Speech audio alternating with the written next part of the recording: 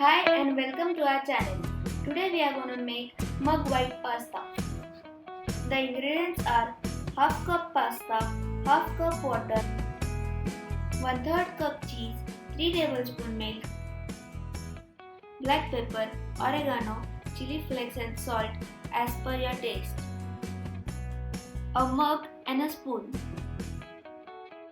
Put pasta, water and salt in the mug, stir it.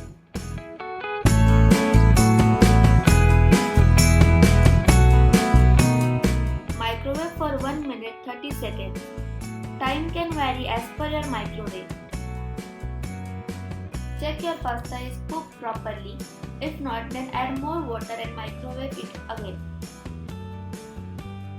Once your pasta is cooked properly, then add milk and cheese. Give it a quick mix.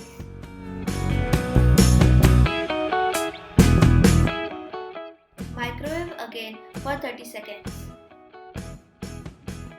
Now add chili flakes, oregano, black pepper and stir it properly.